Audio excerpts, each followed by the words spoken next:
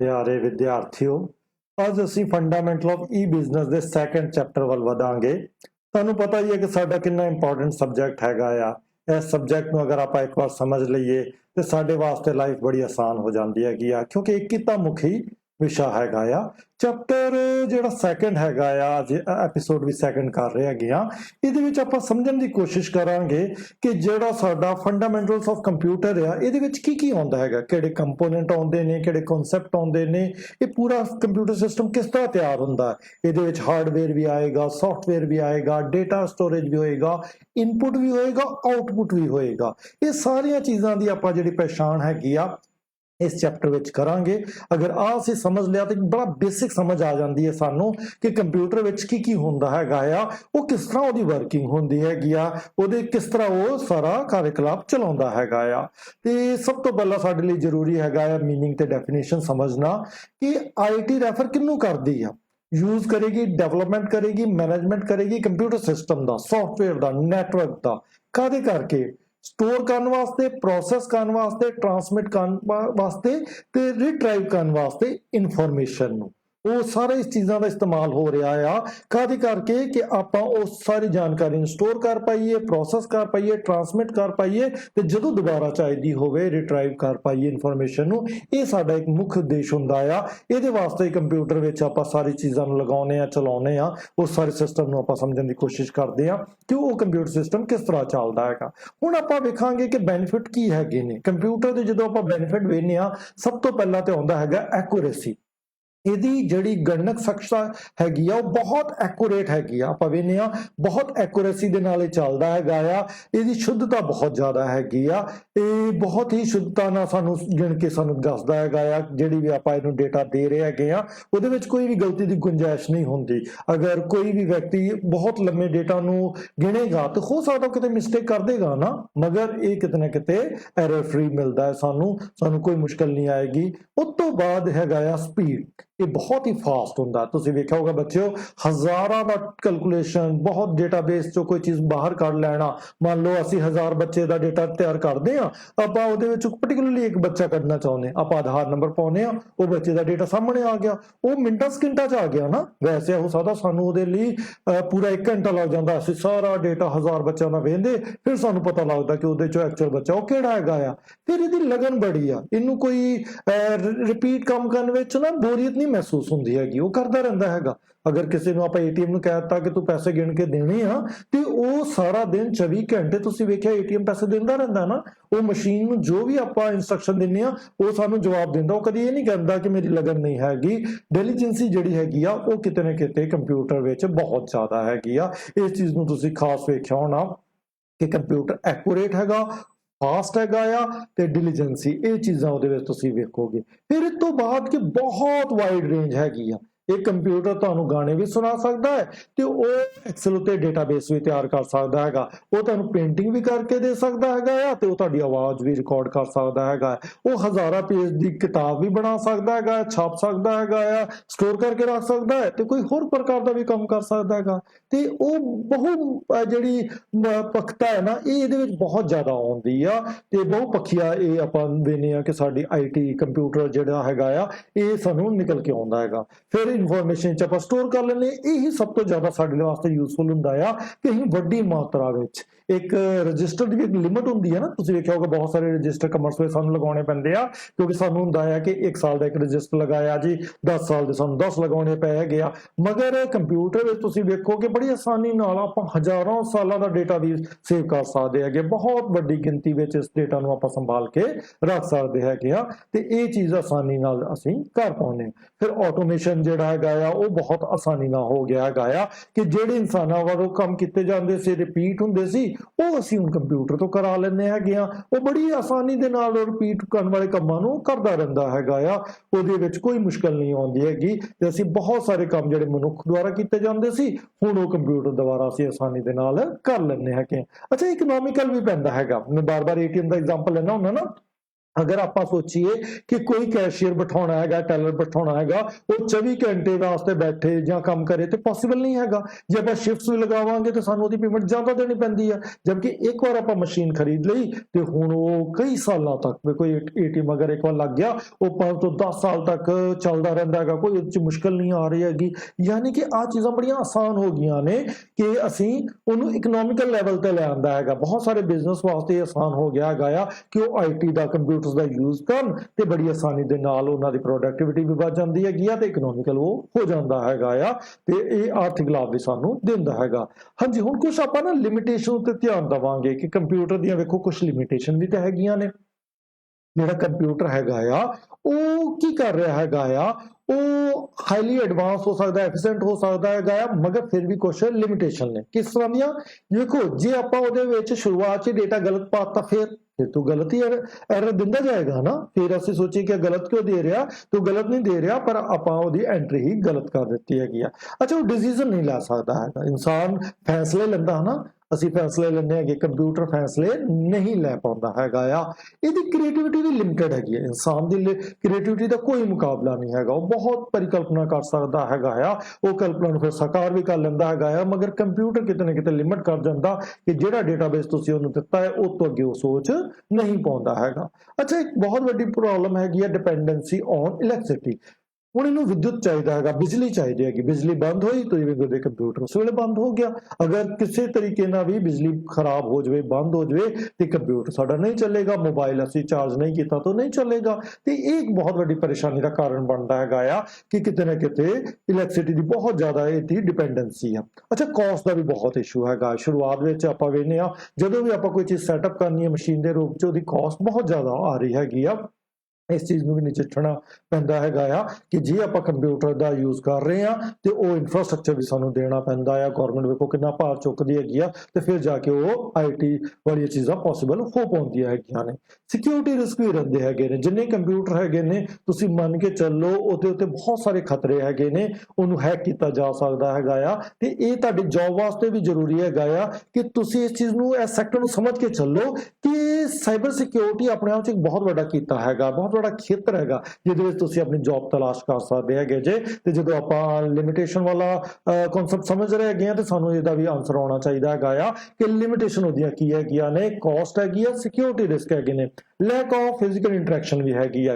ਵੇਖੋ, ਪਹਿਲਾਂ ਆਪਾਂ ਆਪਸ ਵਿੱਚ ਮਿਲ ਕੇ ਗੱਲ ਕਰਦੇ ਸੀ, ਹੁਣ ਅਸੀਂ ਮੋਬਾਈਲ ਤੇ ਟੈਲੀਫੋਨ ਤੇ ਗੱਲ ਕਰ ਰਹੇ ਹੈਗੇ ਆ ਤੇ ਉਹ ਫਿਰ ਫਿਜ਼ੀਕਲ ਇੰਟਰੈਕਸ਼ਨ ਘਟ ਗਈ ਨਾ। ਅੱਛਾ, ਜੌਬ ਦੀ ਵੀ ਇਸ਼ੂ ਆ ਰਿਹਾ। ਕੁਝ ਲੋਕਾਂ ਦੀ ਜੌਬ ਜਾ ਰਹੀ ਹੈਗੀ। ਕਿਉਂ? ਕਿਉਂਕਿ ਉਹ ਡਿਸਪਲੇਸਮੈਂਟ ਕਿਉਂ ਹੋ ਰਹੀ ਆ? ਉਹ ਕੰਮ ਕਿੰਨੇ ਲੈ ਲਏ? ਕੰਪਿਊਟਰ ਨੇ ਲੈ ਲਏ। ਜੇ ਆਪਾਂ ਕੰਪਿਊਟਰ ਤੋਂ ਥੋੜਾ ਜਿਹਾ ਅੱਗੇ ਵੱਧ ਕੇ ਨਹੀਂ ਸੋਚਾਂਗੇ, ਅਸੀਂ ਕ੍ਰੀਏਟਿਵ ਨਹੀਂ ਹੋਵਾਂਗੇ, ਕ੍ਰਿਟੀਕਲ ਥਿੰਕਿੰਗ ਨਹੀਂ ਰੱਖਾਂਗੇ ਤੇ ਫਿਰ ਕੰਪਿਊਟਰ ਸਾਡੀਆਂ ਜੌਬਸ ਲੈ ਲਏਗਾ। ਮਗਰ ਅਗਰ ਆਪਾਂ ਕ੍ਰਿਟੀਕਲ ਥਿੰਕਰ ਬਣਾਂਗੇ, ਆਪਾਂ ਕ੍ਰੀਏਟਿਵ ਹੋਵਾਂਗੇ ਤੇ ਕਿਤੇ ਨਾ ਕਿਤੇ ਸਾਡੀਆਂ ਜੌਬ ਸਗੋਂ ਵਧਣਗੀਆਂ। ਅਗਰ ਅਸੀਂ IT ਦਾ ਯੂਜ਼ ਕਰ ਰਹੇ ਹਾਂ ਤੇ ਬਹੁਤ ਜੌਬ ਪ੍ਰੋਸਪੈਕਟ ਸਾਡੇ ਵਾਸਤੇ ਖੁੱਲਦੇ ਨੇ। ਅੱਛਾ, ਇਨਵਾਇਰਨਮੈਂਟ ਦਾ ਵੀ ਇੰਪੈਕਟ ਪੈ ਰਿਹਾ। ਕਿੰਨਾ ਵੇਸਟ ਤਿਆਰ ਹੋ ਰਿਹਾ।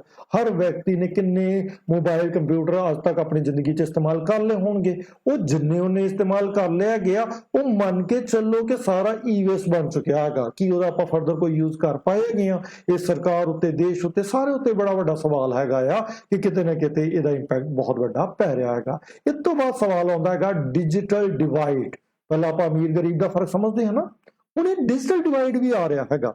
ਕੁਝ ਲੋਕ ਟੈਕਨੋਲੋਜੀ ਨੂੰ ਇਸਤੇਮਾਲ ਕਰ ਪਾ ਰਹੇ ਨੇ, ਉਹਨਾਂ ਵਾਸਤੇ ਆਸਾਨੀ ਹੋ ਰਹੀ ਹੈਗੀ ਆ ਤੇ ਕੁਝ ਲੋਕ ਇਹ ਤੋਂ ਦੂਰ ਆ। ਹੁਣ ਅਗਰ ਆਪਾਂ ਚਾਹੁੰਦੇ ਹਾਂ ਇੰਟਰਨੈਟ ਬਹੁਤ ਹਾਈ ਸਪੀਡ ਵਿੱਚ ਤਾਂ ਕਿ ਆਪਾਂ ਵੀਡੀਓਜ਼ ਨੂੰ ਡਾਊਨਲੋਡ ਕਰ ਸਕੀਏ, ਹਰ ਜਾਣਕਾਰੀ ਨੂੰ ਪ੍ਰਾਪਤ ਕਰ ਸਕੀਏ ਤੇ ਕਈ ਜਗ੍ਹਾ ਉਹ ਅਵੇਲੇਬਲ ਨਹੀਂ ਹੈਗੀ ਤੇ ਕੁਝ ਜਗ੍ਹਾ ਕਈਆਂ ਵਾਸਤੇ ਬੜਾ ਆਸਾਨ ਹੈਗਾ।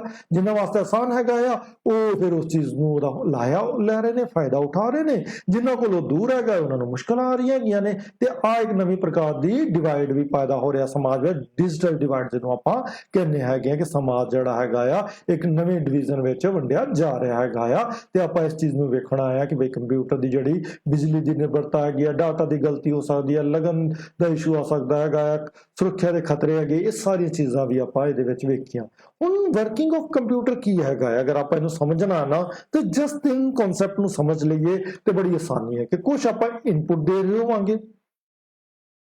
ਕੋਈ CPU ਹੈਗਾ ਆ, ਸੈਂਟਰਲ ਪ੍ਰੋਸੈਸਿੰਗ ਯੂਨਿਟ ਹੈਗੀ ਆ, ਦਿਮਾਗ ਹੈਗਾ ਆ ਕੰਪਿਊਟਰ ਦਾ, ਜਿਹੜਾ ਉਹ ਸਾਰੀ ਜਾਣਕਾਰੀ ਨੂੰ ਲੈ ਰਿਹਾ ਹੋਏਗਾ, ਫਿਰ ਪ੍ਰੋਸੈਸ ਕਰ ਰਿਹਾ ਹੋਏਗਾ ਤੇ ਫਿਰ ਕੀ ਕਰ ਰਿਹਾ ਹੋਏਗਾ? ਫਿਰ ਉਹ ਉਹਦੀ ਆਊਟਪੁੱਟ ਦੇ ਰਿਹਾ ਹੋਏਗਾ। ਤਿੰਨ ਚੀਜ਼ਾਂ ਸਮਝ ਆ ਰਹੀਆਂ ਸਾਰਿਆਂ ਨੂੰ ਕਿ ਸਾਡਾ ਕੰਪਿਊਟਰ ਸਿਸਟਮ ਵਰਕ ਕਿਸ ਤਰ੍ਹਾਂ ਕਰਦਾ ਹੈਗਾ ਆ। ਉਹ ਤਿੰਨ ਚੀਜ਼ਾਂ ਤੇ ਚੱਲਦਾ ਹੈਗਾ ਆ। ਉਹ ਇੱਕ ਇਨਪੁਟ ਆ ਰਹੀ ਆ, ਇੱਕ ਉਹਦਾ CPU ਹੈਗਾ ਆ ਤੇ ਇੱਕ ਉਹਦੀ ਆਊਟਪੁੱਟ ਹੈਗੀ ਆ, ਠੀਕ ਹੈ ਨਾ। ਇਹਦੇ ਵਿੱਚ ਆਪਾਂ ਵੇਖਾਂਗੇ ਕਿ ਹਾਰਡਵੇਅਰ, ਸੌਫਟਵੇਅਰ ਤੇ ਡੇਟਾ, ਇਹ ਤਿੰਨ ਚੀਜ਼ਾਂ ਦਾ ਮਿਲਾ ਜੁਲਾ ਰੂਪ ਹੋਏਗਾ ਜਿਹਦੇ ਨਾਲ ਸਾਰੀ ਕੰਪਿਊਟਰ ਦੀ ਵਰਕਿੰਗ ਆਪਾਂ ਸਮਝਦੇ ਹੈਗੇ। ਹੁਣ ਇਨਪੁਟ ਡਿਵਾਈਸ ਕਿਹੜੀ ਹੈਗੀ ਆ? ਇਨਪੁਟ ਉਹ ਡਿਵਾਈਸ ਹੈਗੀ ਆ ਜਿਹੜੀ ਕੰਪਿਊਟਰ ਸਿਸਟਮ ਨੂੰ ਇਨਸਟਰਕਸ਼ਨਸ ਦਿੰਦੀ ਹੈਗੀ ਆ।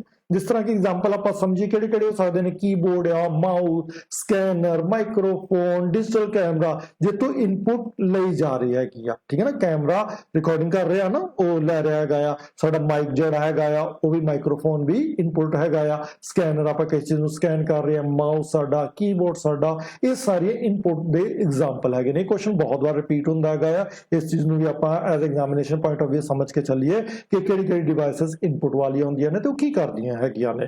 ਸੈਕੰਡ ਪੁਆਇੰਟ ਆਉਂਦਾ ਹੈਗਾ ਆ ਉਹਦਾ ਦਿਮਾਗ, CPU ਜਿਹਨੂੰ ਕਹਿੰਦੇ ਆ, ਸੈਂਟਰਲ ਪ੍ਰੋਸੈਸਿੰਗ ਯੂਨਿਟ। ਇਹ ਬ੍ਰੇਨ ਆਫ ਕੰਪਿਊਟਰ कहलाਉਂਦਾ ਨਾ। ਇਹ ਸਾਰੇ ਰਿਸਪੌਂਸਿਬਲ ਹੈਗਾ ਹੈ ਐਗਜ਼ੀਕਿਊਸ਼ਨ ਇਨਸਟਰਕਸ਼ਨ ਕਰਨ ਵਿੱਚ। ਜਿਹੜੀਆਂ ਇਨਸਟਰਕਸ਼ਨਸ ਉਹਦੇ ਕੋਲ ਆ ਰਹੀਆਂ ਨੇ ਉਹ ਉਹਦੀਆਂ ਗਣਨਾ ਕਰਦਾ ਹੈਗਾ ਹੈ, ਕੈਲਕੂਲੇਸ਼ਨ ਕਰੇਗਾ ਤੇ ਲੌਜੀਕਲ ਕਿਰਿਆ ਨੂੰ ਪੂਰਾ ਕਰੇਗਾ। ਇਹ ਉਹਦਾ ਦਿਮਾਗ ਹੈਗਾ। ਇਨਪੁਟ ਜੋ ਮਿਲੀ ਉਹਨੂੰ ਫਿਰ ਇਹ ਤਿਆਰ ਕਰਦਾ ਹੈ, ਪ੍ਰੋਸੈਸ ਕਰਦਾ ਹੈ। ਤੇ ਬੱਚੇ ਇਸ ਤੋਂ ਬਾਅਦ ਕੀ ਆਏਗਾ, ਖੁਦ ਸੋਚ ਕੇ ਦੱਸੋ ਜੀ। ਇਸ ਤੋਂ ਬਾਅਦ ਆਏਗਾ ਆਊਟਪੁੱਟ। ਜਿਹੜੀ ਡਿਵਾਈਸ ਉਹ ਜਿੰਨੀ ਜਾਣਕਾਰੀ ਹੈਗੀ ਆ ਉਹਨੂੰ ਡਿਸਪਲੇ ਕਰੂਗੀ, ਪ੍ਰੈਜ਼ੈਂਟ ਕਰੂਗੀ, ਉਹਨੂੰ ਆਪਾਂ ਕੀ ਕਵਾਂਗੇ, ਆਊਟਪੁੱਟ। ਇਹਦੇ ਵਿੱਚ ਤੁਸੀਂ ਐਗਜ਼ਾਮਪਲ ਦੱਸ ਸਕਦੇ ਜੀ ਕਿਹੜੇ ਕਿਹੜੇ ਹੁੰਦੇ ਆ? ਸਭ ਤੋਂ ਵੱਡਾ ਐਗਜ਼ਾਮਪਲ ਕੀ ਹੋ ਸਕਦਾ ਹੈਗਾ? ਸਪੀਕਰ ਹੋ ਸਕਦਾ ਹੈ, ਸਾਡੀ ਸਕਰੀਨ ਮੋਨੀਟਰ ਹੋ ਸਕਦਾ ਹੈਗਾ ਆ, ਪ੍ਰੋਜੈਕਟਰ ਆਪਾਂ ਵੇਖਿਆ ਕਿ ਨਾ। ਇਹ ਸਾਰੇ ਐਗਜ਼ਾਮਪਲ ਹੈਗੇ ਨੇ ਜਿੱਥੋਂ ਆਪਾਂ ਆਊਟਪੁੱਟ ਮਿਲ ਰਹੀ ਹੈ। ਹੋਰ ਕੀ ਹੋ ਸਕਦਾ? ਪ੍ਰਿੰਟਰ ਹੋ ਸਕਦਾ ਹੈਗਾ ਆ। ਇਹ ਜਾਣਕਾਰੀ ਨੂੰ ਕਿਸ ਤਰ੍ਹਾਂ ਦਾ ਕਰ ਦਿੰਦਾ, ਜਿਸ ਤਰ੍ਹਾਂ ਦਾ ਹਿਊਮਨ ਪਰਸੀਵ ਕਰ ਸਕਦੇ ਨੇ। ਜਿਹੜਾ ਡੇਟਾ ਚੱਲ ਰਿਹਾ ਹੈਗਾ ਨਾ CPU ਦੇ ਅੰਦਰ, ਉਹਨੂੰ ਤਾਂ ਹੋ ਸਕਦਾ ਅਸੀਂ ਸਮਝ ਵੀ ਨਾ ਪਾਈਏ, ਮਗਰ ਇਹ ਹਿਊਮਨ ਰੀਡੇਬਲ ਦਿੰਦਾ ਹੈਗਾ ਆ, ਜਿਹਨੂੰ ਆਪਾਂ ਪਰਸੀਵ ਕਰ ਪਾਈਏ, ਸਮਝ ਪਾਈਏ। ਮਨੁੱਖ ਦੇ ਸਮਝਣਯੋਗ, ਪੜ੍ਹਨਯੋਗ ਇਹ ਡੇਟਾ ਸਾਨੂੰ ਸਾਹਮਣੇ ਪ੍ਰਸਤੁਤ ਕਰਦਾ ਹੈਗਾ ਆ। ਉਹ ਆਵਾਜ਼ ਦੇ ਰੂਪ 'ਚ ਹੋ ਸਕਦਾ, ਵੀਡੀਓ ਦੇ ਰੂਪ 'ਚ ਹੋ ਸਕਦਾ, ਚਿੱਤਰ ਦੇ ਰੂਪ 'ਚ ਹੋ ਸਕਦਾ, ਪ੍ਰਿੰਟ ਦੇ ਰੂਪ 'ਚ ਹੋ ਸਕਦਾ ਹੈਗਾ। ਇਹ ਸਾਰੀਆਂ ਚੀਜ਼ਾਂ ਆਊਟਪੁੱਟ ਡਿਵਾਈਸਸ ਕਹਿਲਾਉਂਦੀਆਂ ਹੈਗੀਆਂ ਨੇ, ਜਿੱਥੋਂ ਸਾਨੂੰ ਆਊਟਪੁੱਟ ਮਿਲਣੀ। ਇਨਪੁਟ, CPU ਤੇ ਆਊਟਪੁੱਟ, ਇਹ ਤਿੰਨ ਚੀਜ਼ਾਂ ਅਗਰ ਆਪਾਂ ਸਮਝ ਲਈਆਂ ਤੇ ਆਪਾਂ ਫੰਡਾਮੈਂਟਲ ਆਫ ਕੰਪਿਊਟਰ ਸਮਝਣ 'ਚ ਕਾਮਯਾਬ ਹੋਗੇ। ਹੁਣ ਆਪਾਂ ਸਮਝਣ ਦੀ ਕੋਸ਼ਿਸ਼ ਕਰੀਏ ਕਿ ਸਾਡੇ ਕੋਲ ਜਿਹੜੇ ਕੰਪਿਊਟਰ ਹੈਗੇ ਨੇ ਇਹਨਾਂ ਵਿੱਚ ਕੀ ਕੀ ਆਉਂਦਾ ਹੈਗਾ। ਦੇਖੋ, ਪਰਸਨਲ ਕੰਪਿਊਟਰ ਵੀ ਹੋ ਸਕਦੇ ਨੇ, ਵਰਕ ਸਟੇਸ਼ਨ ਹੋ ਸਕਦੇ ਨੇ, ਬਹੁਤ ਵੱਡੇ ਵੱਡੇ ਸਤਰ ਤੇ ਆਪਾਂ ਵੱਡੇ ਕੰਪਿਊਟਰ ਲਗਾਏ ਹੁੰਦੇ ਨੇ, ਉਹਨਾਂ 'ਚ ਬਹੁਤ ਕੁਝ ਚੱਲਦਾ ਹੈਗਾ। ਸਰਵਰ ਹੋ ਸਕਦੇ ਨੇ ਜਿਹਦੇ ਵਿੱਚ ਬਹੁਤ ਸਾਰਾ ਡੇਟਾ ਪਿਆ ਹੁੰਦਾ ਹੈਗਾ ਆ। ਸਾਡੀ ਵੈਬਸਾਈਟ ਦਾ ਸਾਰਾ ਡੇਟਾ ਉਹਦੇ ਵਿੱਚ ਪਿਆ ਹੁੰਦਾ ਆ। ਸਰਕਾਰੀ ਜਿੰਨੀਆਂ ਸਕੀਮਾਂ ਚੱਲਦੀਆਂ ਉਹਨਾਂ ਦੇ ਜਿਹੜੇ ਡੇਟਾਬੇਸ ਹੈਗੇ ਨੇ ਉਹ ਸਰਵਰ 'ਚ ਪਏ ਹੁੰਦੇ ਨੇ। ਮੇਨ ਫਰੇਮ ਕੰਪਿਊਟਰ ਵੀ ਇਸ ਤਰ੍ਹਾਂ ਵੱਡੇ ਸਤਰ ਦੇ ਕੰਪਿਊਟਰ ਹੁੰਦੇ ਨੇ। ਸੁਪਰ ਕੰਪਿਊਟਰ ਸਰਕਾਰਾਂ ਜਾਂ ਇੰਜੀਨੀਅਰ ਦੇ ਰੂਪ ਵਿੱਚ ਯੂਜ਼ ਕੀਤੇ ਜਾਂਦੇ ਨੇ, ਜਿੱਥੇ ਕੁਝ ਇਹੋ ਜਿਹੀਆਂ ਗਣਨਾ ਹੁੰਦੀਆਂ ਜਿਹੜੀਆਂ ਬਹੁਤ ਜ਼ਿਆਦਾ ਹੈਗੀਆਂ ਨੇ, ਉਹ ਸੁਪਰ ਕੰਪਿਊਟਰ ਤੋਂ ਕਰਦੇ ਆ। ਕੁਝ ਐਮਬੈਡ ਕੰਪਿਊਟਰ ਵੀ ਅੱਜ ਕੱਲ੍ਹ ਆਉਣ ਡੈ ਗਏ ਨੇ ਕਿ ਜਿਸ ਤਰ੍ਹਾਂ ਸਾਡੀ ਕਾਰ 'ਚ ਲੱਗੇ ਹੁੰਦੇ ਨੇ ਤੇ ਉਹ ਉਹਨਾਂ ਕੰਮ ਕਰਦੇ ਨੇ ਜਿੰਨਾ ਕੁ ਆਪਾਂ ਉਹਨਾਂ ਨੂੰ ਇੰਸਟਰਕਸ਼ਨ ਦਿੱਤੀਆਂ ਹੁੰਦੀਆਂ ਨੇ, ਉਹ ਕਿਸੇ ਵੀ ਡਿਵਾਈਸ ਵਿੱਚ ਫਿੱਟ ਹੋ ਜਾਂਦੇ ਹੈਗੇ ਨੇ। ਸਫਾਈ ਯੰਤਰਾਂ ਵਿੱਚ ਵੀ ਆ ਗਏ ਨੇ ਹੁਣ ਤੇ, ਸਾਡੇ ਹਰ ਜਗ੍ਹਾ, ਸਾਡੇ ਈਵਨ ਸਾਡੇ ਬਲਬ ਵਿੱਚ ਵੀ ਆ ਰਹੇ ਹੈਗੇ ਨੇ ਕਿ ਉਹਦੇ ਵਿੱਚ ਲੱਗਾ ਹੋਇਆ, ਜਦੋਂ ਮਰਜ਼ੀ ਉਹਨੂੰ ਆਨ ਆਫ ਕਰ ਸਕਦੇ ਹਾਂ। ਸਾਡੇ ਕੈਮਰੇ 'ਚ ਆ ਸਕਦੇ ਨੇ। ਬਹੁਤ ਜਗ੍ਹਾ ਐਮਬੈਡ ਕੰਪਿਊਟਰ ਵੀ ਆ ਰਹੇ ਨੇ। ਮੋਬਾਈਲ ਕੰਪਿਊਟਰ ਨੂੰ ਤੁਸੀਂ ਚੰਗੀ ਤਰ੍ਹਾਂ ਸਮਝਦੇ ਜੇ। ਫਿਰ ਇਸ ਤੋਂ ਬਾਅਦ ਆਉਂਦਾ ਹੈਗਾ ਆ ਐਨਾਲੌਗ ਕੰਪਿਊਟਰ ਤੇ ਹਾਈਬ੍ਰਿਡ ਕੰਪਿਊਟਰ। ਐਨਾਲੌਗ ਤਾਂ ਹੋ ਗਿਆ ਜਿਹੜਾ ਐਨਾਲੌਗ ਆ, ਪਰ ਹਾਈਬ੍ਰਿਡ ਕੀ ਹੋਊਗਾ? ਜਿਹੜਾ ਡਿਜੀਟਲ ਪਲੱਸ ਐਨਾਲੌਗ, ਦੋਵਾਂ ਦਾ ਮਿਲਿਆ ਜੁਲਿਆ ਰੂਪ ਹੈਗਾ ਆ। ਇਸ ਚੀਜ਼ ਨੂੰ ਆਪਾਂ ਕਹਿੰਦੇ ਇਸ ਪ੍ਰਕਾਰ ਦੇ ਕੰਪਿਊਟਰ ਆਪਾਂ ਪੜ੍ਹੇ ਕਿ ਸੈਵਰਲ ਟਾਈਪਸ ਆਫ ਕੰਪਿਊਟਰ ਹੁੰਦੇ ਨੇ ਜਿਹੜੇ ਅਲੱਗ-ਅਲੱਗ ਘਰਾਂ ਵਿੱਚ ਯੂਜ਼ ਹੁੰਦੇ ਨੇ, ਉਹ ਅਲੱਗ ਪ੍ਰਕਾਰ ਦੇ ਹੈਗੇ ਨੇ। ਆਪਾਂ ਪਰਸਨਲ ਕੰਪਿਊਟਰ ਕਹਿੰਦੇ ਨੇ। ਜਿਹੜੇ ਦਫ਼ਤਰਾਂ 'ਚ ਹੁੰਦੇ ਅਲੱਗ ਪ੍ਰਕਾਰ ਦੇ ਨੇ, ਜਿਹੜੇ ਸਰਕਾਰ ਆਪਣੇ ਇਸਤੇਮਾਲ ਕਰਦੀ ਹੈ ਆਪਣੀ ਸੇਵਾਵਾਂ ਵਾਸਤੇ, ਉਹ ਅਲੱਗ ਪ੍ਰਕਾਰ ਦੇ ਨੇ। ਹੁਣ ਪਰਸਨਲ ਵਾਸਤੇ ਤਾਂ ਆਪਾਂ ਵੇਖਿਆ ਨਾ ਕਿ ਇੰਡੀਵਿਜੂਅਲ ਵਾਸਤੇ ਜਿਹੜੇ ਯੂਜ਼ ਕਰ ਰਹੇ ਨੇ। ਜਿਹੜੇ ਵਰਕ ਸਟੇਸ਼ਨ ਵਾਲੇ ਹੈਗੇ ਨੇ, ਜਿੱਥੇ ਆਪਾਂ ਨਾ ਟੈਕਨੀਕਲ ਸਾਇੰਟੀਫਿਕ ਐਪਲੀਕੇਸ਼ਨ ਕੁਝ ਯੂਜ਼ ਕਰਨੀਆਂ ਹੁੰਦੀਆਂ ਨੇ, ਉਹ ਕੁਝ ਵੱਡੇ ਸਤਰ ਦੇ ਸਮਝ ਲੀਜੀਏ ਕਿ ਕੰਪਿਊਟਰ ਹੁੰਦੇ ਨੇ ਸਾਡੇ, ਜਿਹੜੇ ਆਪਾਂ ਉੱਥੇ ਇਸਤੇਮਾਲ ਕਰਦੇ ਹੈਗੇ ਆ। ਕੁਝ ਫਿਰ ਮੇਨ ਫਰੇਮ ਕੰਪਿਊਟਰ ਹੁੰਦੇ ਨੇ। ਇਹ ਵੀ ਮੈਂ ਤੁਹਾਨੂੰ ਦੱਸਿਆ ਕਿ ਬਹੁਤ ਲਾਰਜ, ਬਹੁਤ ਪਾਵਰਫੁਲ ਕੰਪਿਊਟਰ ਹੁੰਦੇ ਨੇ। ਬਹੁਤ ਜ਼ਿਆਦਾ ਜਦੋਂ ਡੇਟਾ ਸਾਡੇ ਕੋਲ ਹੁੰਦਾ ਆ, ਉਹ ਪੂਰੀ ਆਰਗੇਨਾਈਜੇਸ਼ਨ ਨੂੰ ਚਲਾ, ਮੰਨ ਲਓ ਇੱਕ ਬੈਂਕ ਹੈਗਾ, ਉਹ ਬੈਂਕ ਦਾ ਸਾਰਾ ਡੇਟਾ, ਇੱਕ ਬੈਂਕ ਦਾ ਨਹੀਂ, ਸਾਰੀਆਂ ਬ੍ਰਾਂਚਸ ਦਾ ਡਾਟਾ ਇੱਕ ਜਗ੍ਹਾ ਆ ਰਿਹਾ ਹੋਊਗਾ ਨਾ, ਉਹ ਫਿਰ ਮੇਨ ਫਰੇਮ ਕੰਪਿਊਟਰ ਚ ਹੁੰਦਾ ਹੈ। ਉਹਨੂੰ ਇੱਕ ਆਰਗੇਨਾਈਜੇਸ਼ਨ ਯੂਜ਼ ਕਰ ਰਹੀ ਹੋਗੀ, ਪਾਰਟਿਕੂਲਰ ਬੈਂਕ ਦਾ ਇੱਕ ਜਗ੍ਹਾ ਮੇਨ ਫਰੇਮ ਕੰਪਿਊਟਰ ਬਣੇ ਹੋਣਗੇ, ਗਵਰਨਮੈਂਟ ਏਜੰਸੀਆਂ ਦੇ ਜਿਸ ਤਰ੍ਹਾਂ ਮੈਂ ਤੁਹਾਨੂੰ ਦੱਸ ਰਿਹਾ ਉਹ ਹੋ ਸਕਦੇ ਨੇ। ਫਿਰ ਸਾਡੇ ਕੋਲ ਸੁਪਰ ਕੰਪਿਊਟਰ ਹੁੰਦੇ ਨੇ, ਜਿੱਥੇ ਸਾਨੂੰ ਵੀ ਵੱਡੇ ਸਤਰ ਤੇ ਬਹੁਤ ਪਾਵਰਫੁਲ ਕੰਪਿਊਟਰ ਚਾਹੀਦੇ ਹੁੰਦੇ ਨੇ ਕਿ ਅਸੀਂ ਉਹਨੂੰ ਇਸਤੇਮਾਲ ਕਰ ਸਕੀਏ ਇਹੋ ਜਿਹੀ ਜਗ੍ਹਾ ਤੇ ਜਿੱਥੇ ਸਾਇੰਟਿਫਿਕ ਇੰਜੀਨੀਅਰਿੰਗ ਟਾਸਕ ਹੁੰਦੇ ਹੈਗੇ ਨੇ, ਤੇ ਉਹ ਵੀ ਇਸਤੇਮਾਲ ਆਪਾਂ ਕਰ ਸਕਦੇ ਹੈਗੇ ਨੇ। ਇਹ ਸੁਪਰ ਕੰਪਿਊਟਰ ਹੁੰਦੇ ਨੇ ਤੇ ਬਹੁਤ ਫਾਸਟ ਹੁੰਦੇ ਨੇ, ਇਹਨਾਂ ਦੀ ਸਪੀਡ ਜੇ ਆਪਾਂ ਵੇਖਾਂਗੇ ਨਾ ਤੇ ਬਹੁਤ ਫਾਸਟ ਹੋਗੀ, ਸਾਡੇ ਪਰਸਨਲ ਕੰਪਿਊਟਰ ਤੋਂ ਵੀ ਇਹ ਬਹੁਤ ਜ਼ਿਆਦਾ ਫਾਸਟ ਹੁੰਦੇ ਹੈਗੇ ਨੇ। ਇਸ ਤੋਂ ਬਾਅਦ ਐਮਬੈਡ ਕੰਪਿਊਟਰ ਦੀ ਮੈਂ ਗੱਲ ਦੱਸੀ ਕਿ ਡਿਵਾਈਸਿਸ ਵਿੱਚ ਲੱਗੇ ਆ ਰਹੇ ਹੈਗੇ ਨੇ, ਐਪਲੀਕੇਸ਼ਨ ਵਿੱਚ ਲੱਗੇ ਆ ਰਹੇ ਹੈਗੇ ਨੇ। ਮੋਬਾਈਲ ਕੰਪਿਊਟਰ ਤਾਂ ਤੁਸੀਂ ਸਮਝਦੇ ਜੇ, ਜਿਹੜੇ ਸਾਡੇ ਸਮਾਰਟਫੋਨ ਨੇ ਅਸਲ 'ਚ ਕੀ ਨੇ, ਉਹ ਮੋਬਾਈਲ ਕੰਪਿਊਟਰ ਹੀ ਨੇ ਨਾ। ਟੈਬਲੇਟ ਹੋ ਗਏ, ਸਮਾਰਟਫੋਨ ਹੋ ਗਏ, ਇਹ ਸਾਰੇ ਸਾਡੇ ਮੋਬਾਈਲ ਕੰਪਿਊਟਰ ਦਾ ਰੂਪ ਹੀ ਹੈਗੇ ਨੇ। ਐਨਾਲੌਗ ਜਿਹੜੇ ਕਿ ਕੁਝ ਫਿਜ਼ੀਕਲ ਫਿਨੋਮੀਨਾ ਨੂੰ, ਮੰਨ ਲਓ ਕਿ ਪਾਣੀ ਆ ਰਿਹਾ ਹੈਗਾ ਆ, ਮਕੈਨੀਕਲ ਚੀਜ਼ ਕੋਈ ਚੱਲ ਰਹੀ ਹੈਗੀ, ਉਹਨੂੰ ਰਿਕਾਰਡ ਕਰਨ ਵਾਸਤੇ ਸਾਨੂੰ ਹਜੇ ਵੀ ਐਨਾਲੌਗ ਕੰਪਿਊਟਰ ਦੀ ਲੋੜ ਪੈਂਦੀ ਹੈ। ਤੇ ਹਾਈਬ੍ਰਿਡ ਵਿੱਚ ਮੈਂ ਤੁਹਾਨੂੰ ਸਮਝਾ ਚੁੱਕਿਆ ਆ, ਐਨਾਲੌਗ ਤੇ ਡਿਜੀਟਲ ਦੋਵਾਂ ਦਾ ਮਿਲਿਆ ਜੁਲਿਆ ਰੂਪ ਹੁੰਦਾ ਹੈ, ਦੋਵਾਂ ਨੂੰ ਆਪਾਂ ਇਸਤੇਮਾਲ ਕਰਦੇ ਹੈਗੇ ਨੇ। ਇਸ ਤਰ੍ਹਾਂ ਦੇ ਕੰਪਿਊਟਰ ਨੂੰ ਆਪਾਂ ਕਹਿੰਦੇ ਹੈਗੇ। ਹੁਣ ਆਪਾਂ ਲਈ ਜ਼ਰੂਰੀ ਹੈਗਾ ਆ ਕਿ ਆਪਾਂ ਇਹ ਸਮਝ ਕੇ ਚੱਲੀਏ ਕਿ ਜਿਹੜੇ ਬੱਚੇ, ਹੁਣ ਅਸੀਂ ਐਜ਼ ਏ ਕਾਮਰਸ ਦੇ ਵਿਦਿਆਰਥੀ ਹੈਗੇ ਆ, ਅਸੀਂ FEB ਪੜ੍ਹ ਰਹੇ ਹੈਗੇ ਆ, ਅਸੀਂ ਕੰਪਿਊਟਰ ਬਾਰੇ, IT ਬਾਰੇ ਪੂਰੀ ਜਾਣਕਾਰੀ ਲੈ ਰਹੇ ਹਾਂ, ਮਗਰ ਸਾਡੇ ਲਈ ਸਭ ਤੋਂ ਵੱਡਾ ਸਵਾਲ ਹੋਣਾ ਚਾਹੀਦਾ ਹੈਗਾ ਆ ਕਿ ਜਿਹੜੇ ਇਹ ਕੰਪਿਊਟਰ ਹੈਗੇ ਨੇ, ਇਹਨਾਂ ਦਾ ਭਵਿੱਖ ਕੀ ਹੈਗਾ, ਇਹ ਕਿੱਥੋਂ ਤੱਕ ਚੱਲਣਗੇ, ਇਹ ਕਿੱਥੋਂ ਤੱਕ ਕੰਮ ਕਰਨਗੇ, ਇਹਨਾਂ ਦਾ ਭਵਿੱਖ ਕੀ ਹੈਗਾ ਆ, ਉਹ ਸਾਨੂੰ ਬਹੁਤ ਸਮਝਣਾ ਜ਼ਰੂਰੀ ਹੈਗਾ ਆ। ਜੇ ਆਪਾਂ ਉਹਨਾਂ ਨੂੰ ਸਮਝ ਲਵਾਂਗੇ ਤੇ ਫਿਰ ਸਾਡੇ ਲਈ ਬੜਾ ਆਸਾਨ ਹੋ ਜਾਊਗਾ ਇਸ ਚੀਜ਼ ਨੂੰ ਸਮਝਣਾ ਕਿ ਇਹ ਜਿਹੜੇ ਕੰਪਿਊਟਰ ਹੈਗੇ ਨੇ, ਇਹਨਾਂ ਦਾ ਭਵਿੱਖ ਕੀ ਆ। ਵੇਖੋ, ਇੱਕ ਤੇ ਹੈਗਾ AI, ਆਰਟੀਫਿਸ਼ੀਅਲ ਇੰਟੈਲੀਜੈਂਸ। ਇਹ ਬਹੁਤ ਰੂਪ ਵਿੱਚ ਹੁਣ ਸਾਡੇ ਸਾਹਮਣੇ ਆ ਰਹੀ ਹੈਗੀ ਆ ਕਿ ਕੰਪਿਊਟਰ ਕਾਰਾਂ ਨੂੰ ਵੀ ਡਰਾਈਵ ਕਰ ਸਕਦਾ, ਡਿਸੀਜਨ ਵੀ ਲੈ ਸਕਦਾ ਹੈਗਾ, ਆਪਣੇ ਆਰਟੀਕਲ ਲਿਖ ਸਕਦਾ, ਤੁਹਾਨੂੰ ਪਿਕਚਰ ਡਰਾਈਵ ਕਰਕੇ ਦੇ ਸਕਦਾ ਹੈਗਾ, ਤਿਆਰ ਕਰਕੇ ਦੇ ਸਕਦਾ, ਓਰੀਜਨਲ, ਕਿਤੋਂ ਕਾਪੀ ਕਰਕੇ ਨਹੀਂ, ਓਰੀਜਨਲ ਸਪੀਚ ਕਰ ਸਕਦਾ ਹੈਗਾ। ਤੁਸੀਂ ਡੇਟਾ ਲਿਖ ਦੋ, ਉਹ ਬੋਲ ਕੇ ਦੱਸ ਦੇਵੇਗਾ ਤੁਹਾਨੂੰ। ਤੇ AI ਦਾ ਬਹੁਤ ਯੂਜ਼ ਹੋ ਰਿਹਾ ਹੈ। ਇਹਦਾ ਫਿਊਚਰ 'ਚ ਜਿਹੜਾ ਬੱਚਾ AI ਨੂੰ ਹੁਣੇ ਪਕੜ ਲੇਗਾ, ਉਹ ਬਹੁਤ ਫਿਊਚਰ ਵਿੱਚ ਚਲਾ ਜਾਏਗਾ। ਕੁਆਂਟਮ ਕੰਪਿਊਟਿੰਗ ਬਹੁਤ ਵੱਡੇ ਲੈਵਲ ਤੇ ਹੋਣਾ, ਕੈਲਕੂਲੇਸ਼ਨ ਜਿਹੜੀਆਂ ਮਚ ਫਾਸਟਰ ਵੇ ਨਾਲ ਆਪਾਂ ਕੀਤੇ ਜਾ ਰਹੀਆਂ ਹੈਗੀਆਂ ਨੇ। ਕ੍ਰਿਪਟੋਗ੍ਰਾਫੀ ਵਿੱਚ ਇਹਦਾ ਬਹੁਤ ਇਸਤੇਮਾਲ ਹੋ ਰਿਹਾ ਹੈਗਾ ਆ। ਇਹ ਕੁਆਂਟਮ ਕੰਪਿਊਟਿੰਗ ਹੈਗੀਆਂ ਨੇ। ਇਹ ਕਿਹੜਾ ਪ੍ਰਿੰਸੀਪਲ ਯੂਜ਼ ਕਰਦਾ, ਕਦੀ ਨਾਨ ਮੈਡੀਕਲ ਵਾਲੇ ਬੱਚਿਆਂ ਨਾਲ ਗੱਲ ਕਰਕੇ ਵੇਖਿਓ, principal of quantum physics. Quantum physics the concept ਪੜ੍ਹ ਕੇ ਵੇਖਿਓ, ਉਹਦੇ ਵਿੱਚ ਇਹਦਾ ਇਸਤੇਮਾਲ ਹੋ ਰਿਹਾ ਹੈਗਾ ਆ। ਤੇ ਬਹੁਤ ਫਾਸਟ ਕੰਪਿਊਟਰ ਹੈਗੇ ਨੇ, ਮਗਰ ਇਹ ਵੀ ਆਉਣ ਵਾਲਾ ਭਵਿੱਖ ਨੇ। ਜਿਹੜਾ ਆਪਣਾ ਭਵਿੱਖ ਤਲਾਸ਼ਦੇ ਹੈਗੇ ਨੇ IT ਵਿੱਚ, ਉਹ ਇਹਨਾਂ ਵਿੱਚ ਧਿਆਨ ਦੇਣ। ਕਲਾਊਡ ਕੰਪਿਊਟਿੰਗ, ਅੱਜ ਕੱਲ੍ਹ ਹੁਣ ਬਹੁਤ ਜ਼ਮਾਨਾ ਹੋ ਗਿਆ ਨਾ, ਅਸੀਂ ਡਰਾਈਵਸ ਰੱਖਦੇ ਹੈਗੇ ਆ, ਫਿਰ ਮੋਬਾਈਲ ਤੇ ਸਾਡਾ ਡੇਟਾ ਨਹੀਂ ਆ, ਸਾਡਾ ਲੈਪਟਾਪ ਤੇ ਸਾਡਾ ਡੇਟਾ ਨਹੀਂ ਹੈਗਾ, ਅਸੀਂ ਉਹਨੂੰ ਕਲਾਊਡ ਤੇ ਰੱਖਿਆ, ਕਿਸੇ ਕੰਪਨੀ ਦੇ ਕੰਪਿਊਟਰ ਤੇ ਉੱਥੇ ਰੱਖਿਆ ਹੋਇਆ, ਜਿਹਨੂੰ ਆਪਾਂ ਐਕਸੈਸ ਕਰ ਸਕਦੇ ਹਾਂ। ਤੇ ਇੱਕ ਮੋਬਾਈਲ ਤੋਂ ਵੀ ਕਰ ਸਕਦੇ ਹਾਂ, ਤੇ 10 ਮੋਬਾਈਲ ਤੋਂ ਵੀ ਕਰ ਸਕਦੇ ਹਾਂ, ਕੰਪਿਊਟਰ ਤੋਂ ਵੀ ਕਰ ਸਕਦੇ ਹਾਂ, 10 ਤੋਂ ਵੀ ਕਰ ਸਕਦੇ ਹੈਗੇ ਆ। ਤੇ ਉਹ ਜਿਹੜਾ ਡੇਟਾ ਸਾਡਾ ਕਿਤੇ ਪਿਆ ਹੋਇਆ ਆ, ਆਪਾਂ ਉਹਨੂੰ ਆਸਾਨੀ ਦੇ ਨਾਲ ਰਿਮੋਟਲੀ ਜਿਹੜਾ ਡੇਟਾ ਸਟੋਰ ਹੈਗਾ ਉਹਨੂੰ ਯੂਜ਼ ਕਰ ਸਕਦੇ। ਇਹ ਬਹੁਤ ਵੱਡੀ ਕਾਢ ਹੋਈ ਹੈਗੀ ਆ, ਜਿਹਦੇ ਨਾਲ ਸਾਡੇ ਲਈ ਬੜਾ ਆਸਾਨ ਹੋ ਗਿਆ ਹੈਗਾ ਕਿ ਆਪਾਂ ਕਿਤੇ ਵੀ ਜਾ ਕੇ ਆਪਣਾ ਡੇਟਾ ਐਕਸੈਸ ਕਰ ਸਕਦੇ ਹਾਂ, ਕਿਸੇ ਤੋਂ ਕੋਈ ਡੇਟਾ ਲੈ ਸਕਦੇ ਹੈਗੇ। ਮੰਨ ਲਓ ਆਪਣੀ ਡਰਾਈਵ ਤੇ ਉਹਨੇ ਡੇਟਾ ਰੱਖਿਆ, ਸਾਨੂੰ ਸ਼ੇਅਰ ਕਰਦੇ, ਅਸੀਂ ਉਹਨੂੰ ਵੇਖ ਲਵਾਂਗੇ। ਤੇ ਇਸ ਤੋਂ ਬਾਅਦ ਆ ਰਿਹਾ IoT। ਕੀ ਮਤਲਬ ਹੋਇਆ, ਇੰਟਰਨੈਟ ਆਫ ਥਿੰਗਸ, ਚੀਜ਼ਾਂ ਵਿੱਚ, ਜਿਵੇਂ ਐਮਬੈਡ ਮੈਂ ਕਹਿ ਰਿਹਾ ਸੀ ਨਾ ਕਿ ਐਮਬੈਡ ਕੰਪਿਊਟਰ ਆ ਰਹੇ ਹੈਗੇ ਨੇ ਚੀਜ਼ਾਂ ਵਿੱਚ, ਸਮਾਰਟਫੋਨ, ਐਪਲੀਕੇਸ਼ਨ ਵਿੱਚ, ਕਾਰਸ ਵਿੱਚ।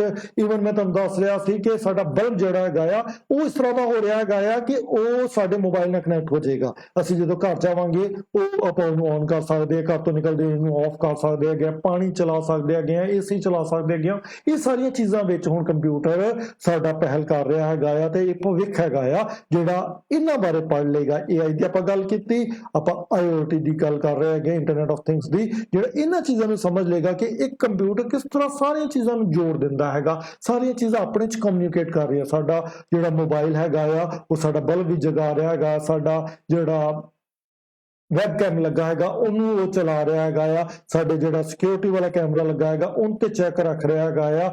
ਤੇ ਇਹ ਸਾਰੀ ਚੀਜ਼ਾਂ ਮਿਲ ਕੇ ਕੰਮ ਕਰ ਰਹੀਆਂ। ਇਸ ਤੋਂ ਬਾਅਦ ਇੱਕ ਹੋਰ ਹੈਗਾ ਆ ਪੋਰਟੇਬਿਲਿਟੀ ਤੇ ਵੇਅਰੇਬਲ। ਕੁਝ ਤਰ੍ਹਾਂ ਦੀਆਂ ਚੀਜ਼ਾਂ ਹੋਣਗੀਆਂ, ਜਿੱਦਾਂ ਤੁਸੀਂ ਵਾਚ ਵੇਖਿਆ ਹੋਣਾ, ਅੱਜ ਕੱਲ੍ਹ ਵਾਚ ਅਕਸਰ ਬੱਚੇ ਲਗਾ ਰਹੇ ਹੈਗੇ ਨੇ, ਉਹ ਡਿਜੀਟਲ ਆ ਰਹੀਆਂ ਹੈਗੀਆਂ ਨੇ, ਉਹ ਮੋਬਾਈਲ ਨਾਲ ਵੀ ਕਨੈਕਟ ਹੋ ਰਹੀਆਂ, ਉੱਤੇ ਕਾਲ ਵੀ ਆ ਸਕਦੇ ਨੇ, ਮੈਸੇਜ ਵੀ ਆ ਸਕਦੇ ਨੇ। ਮਗਰ ਆਪਾਂ ਉਹਨੂੰ ਕੀ ਕਰ ਰਹੇ ਹਾਂ, ਵੀਅਰ ਕਰ ਰਹੇ ਹਾਂ ਨਾ, ਉਹਨੂੰ ਪਾ ਲੈਂਦੇ ਹੈਗੇ ਆ। ਉਹ ਪੋਰਟੇਬਲ ਹੈਗਾ, ਉਹਦੀ ਕਿਤੇ ਇਹ ਤਾਂ ਨਹੀਂ ਕਿ ਇੱਕ ਜਗ੍ਹਾ ਤੇ ਰੱਖਣਾ ਹੈਗਾ ਆ। ਉਹ ਕਿੰਨਾ ਆਸਾਨ ਹੋ ਗਿਆ ਕਿ ਆਪਾਂ ਇਹਨਾਂ ਨੂੰ, ਹੁਣ ਆ ਵੀ ਭਵਿੱਖ ਹੈਗਾ ਆ ਕਿ ਜਿਹੜਾ ਕਿ ਬੱਚੇ ਇਹ ਭਵਿੱਖ ਤਲਾਸ਼ਣਾ ਚਾਹੁੰਦੇ ਇਹਦੇ ਵਿੱਚ ਕਿ ਵੇਅਰੇਬਲ ਵੀ ਬਣਨਗੇ, ਪੋਰਟੇਬਲ ਕੰਪਿਊਟਰ ਵੀ ਬਣਨਗੇ, ਬਹੁਤ ਛੋਟੇ, ਉਹ ਘੜੀਆਂ ਦੇ ਰੂਪ 'ਚ ਜਾਂ ਹੋਰ ਚੀਜ਼ਾਂ ਦੇ ਰੂਪ 'ਚ ਹੋ ਸਕਦੇ। ਸਕਦੇ ਆ। ਹੁਣ ਵਾਈਟ ਲੋਕ ਤੇ ਇਹ ਵੀ ਕਹਿ ਰਹੇ ਨੇ ਕਿ ਉਹ ਬੋਡੀ ਵਿੱਚ ਵੀ ਲਗਾਏ ਜਾ ਸਕਣਗੇ ਤੇ ਇਹ ਵੀ ਸਾਰਾ ਭਵਿੱਖ ਹੈਗਾ ਆ। ਇਹ ਬਹੁਤ ਜਾਣਨਾ ਜ਼ਰੂਰੀ ਹੁੰਦਾ ਆ ਕਿ ਸਾਨੂੰ ਪਤਾ ਹੋਵੇ ਕਿ ਕਿਹੜੀਆਂ ਕਿਹੜੀਆਂ ਚੀਜ਼ਾਂ ਸਾਡੇ ਵਾਸਤੇ ਇਹੋ ਜਿਹੀਆਂ ਹੈਗੀਆਂ ਨੇ ਜਿਹੜੇ ਕਿ ਸਾਡਾ ਭਵਿੱਖ ਬਣਾਉਂਦੀਆਂ ਹੈਗੀਆਂ ਨੇ। ਹੁਣ ਪਿਆਰੇ ਬੱਚਿਓ, ਜਦੋਂ ਆਪਾਂ ਇਹ ਸਾਰਾ ਕਨਸੈਪਟ ਸਮਝ ਲੈਂਦੇ ਹਾਂ ਨਾ ਤੇ ਸਾਡੇ ਵਾਸਤੇ ਇਹ ਬਹੁਤ ਜ਼ਿਆਦਾ ਜ਼ਰੂਰੀ ਹੁੰਦਾ ਆ ਕਿ ਕੁਝ ਬੇਸਿਕ ਕੁਐਸਚਨ ਸਾਨੂੰ ਸਮਝ ਆਉਣ। ਜਦੋਂ ਵੀ ਆਪਾਂ ਇੱਕ ਪੂਰਾ ਕਨਸੈਪਟ ਪੜ੍ਹਦੇ ਹਾਂ ਨਾ, ਅਸੀਂ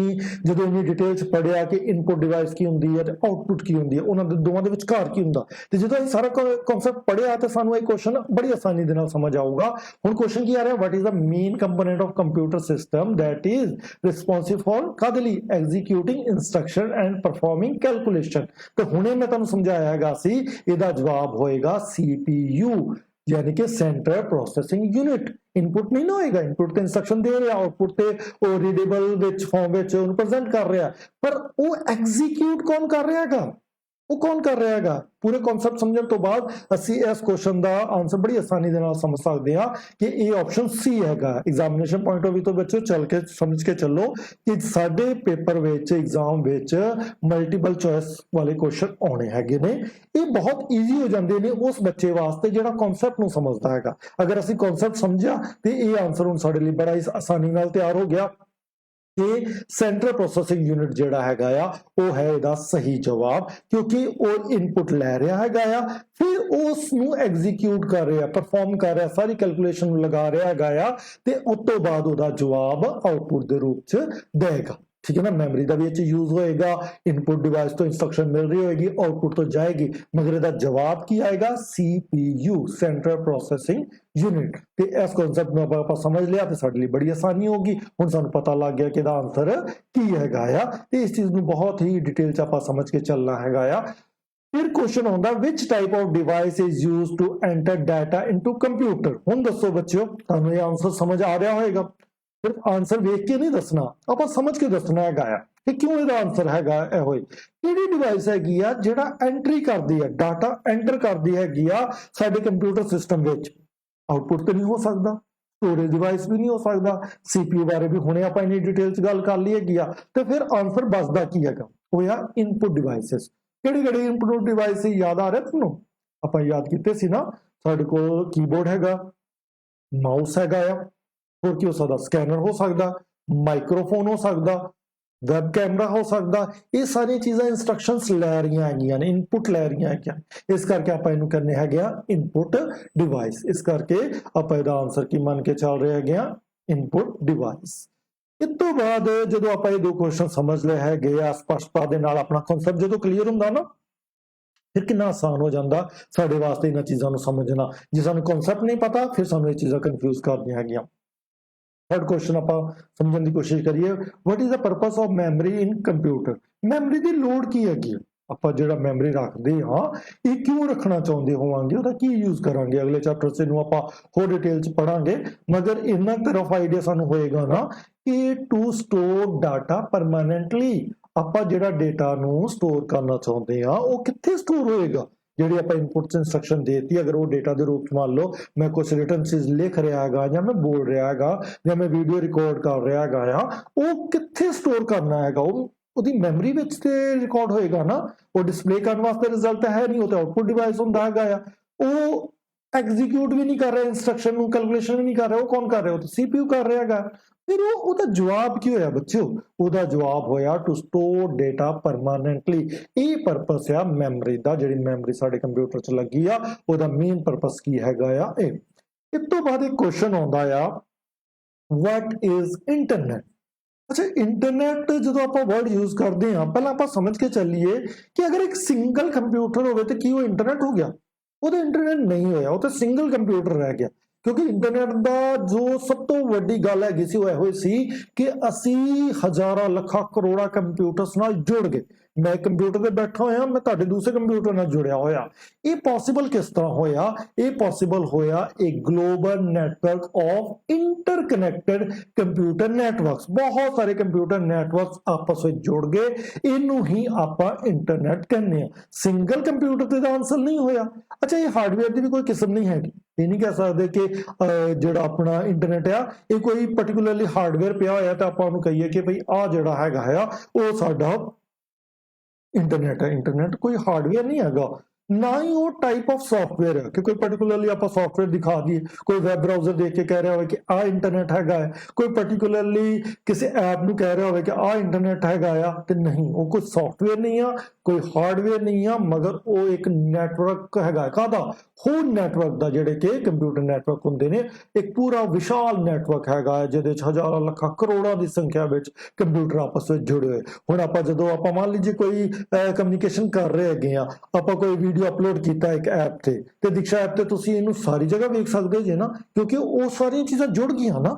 ਇੱਕ ਬੱਚਾ ਕਿਸੇ ਪ੍ਰਦੇਸ਼ ਵਿੱਚ ਬੈਠਾ ਹੋਇਆ, ਦੂਸਰਾ ਬੱਚਾ ਕਿਸੇ ਪ੍ਰਦੇਸ਼ ਵਿੱਚ ਬੈਠਾ ਹੋਇਆ, ਮਗਰ ਉਹ ਇੰਟਰਨੈਟ ਨਾਲ ਜੋੜ ਰਹੇ ਹੈਗੇ ਨੇ। ਤੇ ਫਿਰ ਹੋਇਆ ਕਿ ਗਲੋਬਲ ਨੈਟਵਰਕ ਹੋਇਆ ਨਾ ਕੰਪਿਊਟਰਸ ਦਾ। ਇਸ ਚੀਜ਼ ਨੂੰ ਆਪਾਂ ਬਹੁਤ ਡਿਟੇਲ ਸਮਝਣ ਦੀ ਕੋਸ਼ਿਸ਼ ਕਰ ਰਹੇ ਹਾਂ।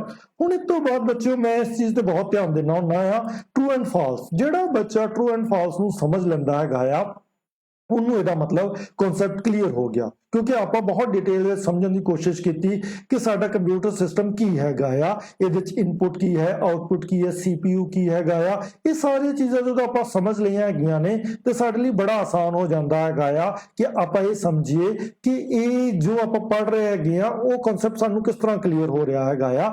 ਹੁਣ ਵੇਖੋ ਕਿ ਇੰਟੈਲੀਜੈਂਸੀ ਜਿਹੜੀ ਹੈਗੀ ਆ ਕੰਪਿਊਟਰ ਵਿੱਚ is the ability to perform repetitive task without error or interpretation. ਕੀ ਹੋ ਸਕਦਾ ਹੈ ਕਿ ਉਹਨੂੰ ਕੋਈ ਰੁਕਾਵਟ ਨਹੀਂ ਆ ਰਹੀ ਹੈਗੀ ਤੇ ਉਹ ਆਪਣੇ ਕੰਮਾਂ ਨੂੰ ਦੁਹਰਾਈ ਜਾ ਰਿਹਾ ਹੈਗਾ ਆ, ਉਹਨੂੰ ਕੋਈ ਮੁਸ਼ਕਲ ਨਹੀਂ ਆਉਂਦੀ। ਹੁਣ ਅਗਰ ਇੱਕ ਬੱਚੇ ਨੂੰ ਕੋਈ ਕੰਮ ਦੇ ਦਈਏ ਨਾ ਕਿ ਇੱਕੋ ਚੀਜ਼ ਨੂੰ ਰਿਪੀਟ ਕਰਨਾ ਆ, ਤੇ ਤੁਸੀਂ ਵੇਖੋਗੇ ਕਿ ਇੱਕ ਟਾਈਮ ਤੋਂ ਬਾਅਦ ਉਹ ਫੈਡ ਅਪ ਹੋ ਜਾਂਦਾ ਹੈਗਾ ਆ, ਉਹਨੂੰ ਲੱਗਦਾ ਹੈਗਾ ਕਿ ਮੈਂ ਇਹਨੂੰ ਬਾਰ-ਬਾਰ ਨਹੀਂ ਕਰ ਸਕਦਾ ਹੈਗਾ। ਮਗਰ ਜਦੋਂ ਆਪਾਂ ਕੰਪਿਊਟਰ ਨੂੰ ਦੇ ਰਹੇ ਹੈਗੇ ਆ, ਉਹ ਬੜੀ ਆਸਾਨੀ ਦੇ ਨਾਲ ਕਰੀ ਜਾ ਰਿਹਾ ਹੈਗਾ ਆ। ਤੇ ਫਿਰ ਇਹ ਉਹਦਾ ਇੱਕ ਗੁਣ ਹੋਇਆ ਨਾ।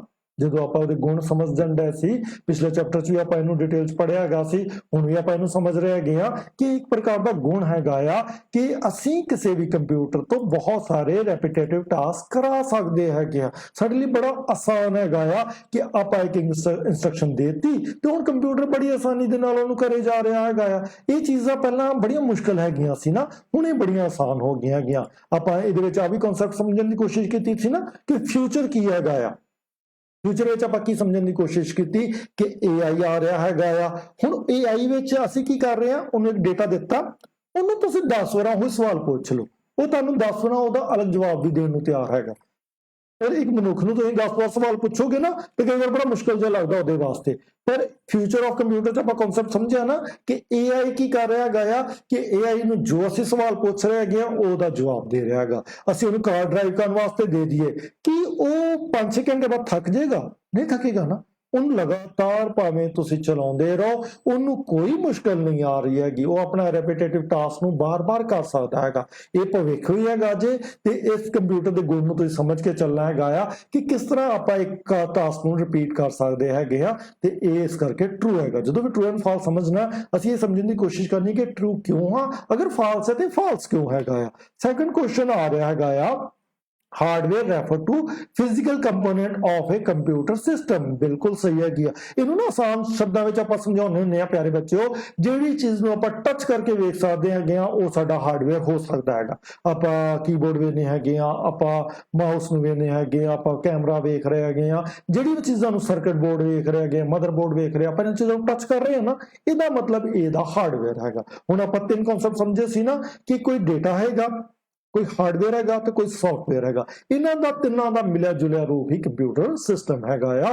ਇਹਦੇ ਵਿੱਚ ਇਨਪੁਟ ਵੀ ਆਏਗੀ, CPU ਵੀ ਆਏਗਾ ਤੇ ਆਊਟਪੁੱਟ ਵੀ ਆਏਗੀ। ਅਗਰ ਆਹ ਹਾਰਡਵੇਅਰ ਸਾਨੂੰ ਸਮਝ ਆ ਗਿਆ ਤੇ ਸਾਡੇ ਲਈ ਬੜੀ ਆਸਾਨ ਹੋ ਜਾਂਦਾ ਆ ਕਿ ਕਿਹੜਾ ਸੌਫਟਵੇਅਰ ਜਿਹੜਾ ਹਾਰਡਵੇਅਰ ਨੂੰ ਇੰਸਟਰਕਸ਼ਨ ਦੇ ਕੇ ਉਹ ਤੋਂ ਕੰਮ ਲੈ ਸਕਦਾ ਹੈਗਾ, ਕਿਉਂਕਿ ਇਹੋ ਹੀ ਸਾਰੀ ਖੇਡ ਹੈਗੀ ਆ ਜਿਹੜੀ ਕੰਪਿਊਟਰ ਵਿੱਚ ਸਿਸਟਮ ਨੂੰ ਸਮਝਣ ਵਿੱਚ ਸਾਨੂੰ ਆਸਾਨੀ ਕਰੇਗੀ। ਅੱਛਾ, ਹੁਣ ਕੁਐਸਚਨ ਆ ਰਿਹਾ, the internet is a single computer. ਹੁਣ ਤੁਸੀਂ ਦੱਸੋ ਕਿ ਗਲਤ ਕਿਉਂ ਹੈਗਾ? ਸਵਾਲ ਤੇ ਇਹ ਹੈਗਾ ਕਿ ਗਲਤ ਕਿਉਂ ਹੈਗਾ ਆ। ਆਨਸਰ ਸਾਨੂੰ ਇਹ ਸਮਝ ਆਉਣੀ ਚਾਹੀਦੀ ਆ ਕਿ ਇਹ ਸਿੰਗਲ ਕੰਪਿਊਟਰ ਨਹੀਂ ਆ, ਇਹ ਤਾਂ ਨੈਟਵਰਕ ਹੈ। ਬਹੁਤ ਸਾਰੇ ਕੰਪਿਊਟਰ ਤਾਂ ਹਜ਼ਾਰਾਂ ਲੱਖਾਂ ਕੰਪਿਊਟਰ ਆਪਸ ਵਿੱਚ ਜੁੜੇ ਹੋਏ ਨੇ, ਸਿੰਗਲ ਕੰਪਿਊਟਰ ਥੋੜੀ ਨਾ ਹੈਗਾ ਆ। ਇਸ ਕਰਕੇ ਇਹਦਾ ਆਨਸਰ ਕੀ ਹੋਇਆ ਕਿ ਨਹੀਂ, ਇਹ ਗਲਤ ਹੋ ਗਿਆ, ਇਹ ਫਾਲਸ ਸਟੇਟਮੈਂਟ ਹੋ ਗਈ, ਇਹ ਆਨਸਰ ਗਲਤ ਹੋ ਗਿਆ। ਹੁਣੇ ਆਪਾਂ ਪੜਿਆ ਨਾ ऑब्जेक्टिव क्वेश्चंस भी आप समझ रहे हैं सी, पहला भी आप समझने की कोशिश कर रहे सी। अगला क्वेश्चन है, input device are used to display or print the result of computer processing. कि इनपुट डिवाइस जेडी है प्रिंट करूगी या डिस्प्ले करूगी, ये गलत क्यों है प्यारे बच्चों? ਇਹ ਸਮਝਣ ਦੀ ਕੋਸ਼ਿਸ਼ ਕਰੋ ਕਿ ਗਲਤ ਕਿਉਂ ਆ, ਕਿਉਂਕਿ ਇਹ ਫਾਲਸ ਆ, ਇਹ ਇਨਪੁਟ ਨਹੀਂ ਆउटपुट ਹੋਣਾ ਚਾਹੀਦਾ। ठीक है ना। ਹੁਣ ਆਖਰੀ question, access to computer and internet equally distributed. ਆਪਾਂ ਹੁਣੇ ਗੱਲ ਕੀਤੀ ਨਾ among all the member of society, नहीं ਇਹੋ ਤੇ ਗਲਤੀ ਹੋ ਰਹੀ ਪਿਆਰੇ ਬੱਚਿਓ।